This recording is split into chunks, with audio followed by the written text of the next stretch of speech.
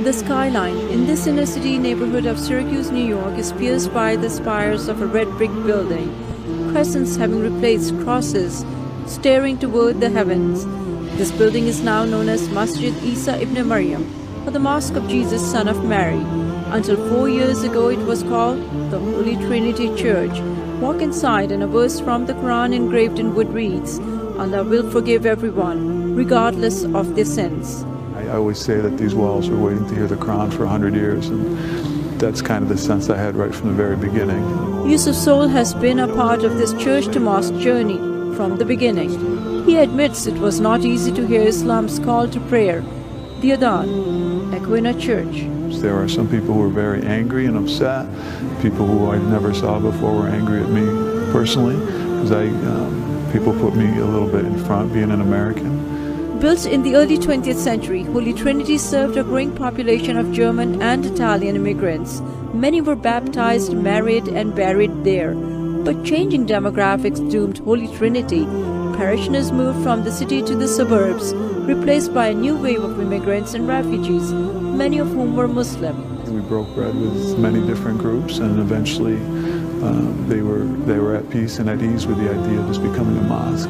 In 2010, the Roman Catholic Diocese of Syracuse closed the church as part of a regional reconfiguration. Although others were willing to pay 3 times the price to turn the church into a bar, it was sold to a Muslim group for much less money, so God could still be worshipped in a house of God.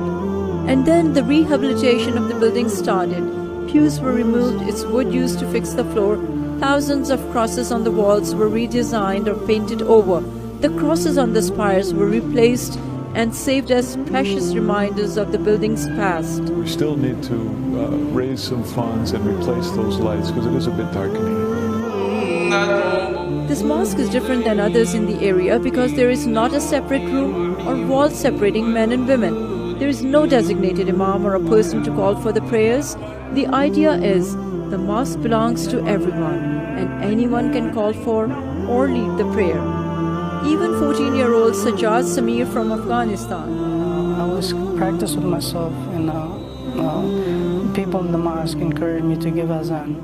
And I started giving azan for like a few days. Refugees from several countries live near this mosque, but it serves a community beyond just the Muslims. So they really do see themselves as serving the entire neighborhood, from a food pantry open to all, to picnics and summer events and other things. So they really are wonderful community partners who want to serve the entire community, not just the members, the Muslim community locally. Yusuf Soul says, do not believe everything you see in the media because contrary to some perceptions, America has an incredible amount of welcoming people who embrace diversity and love people for who they are.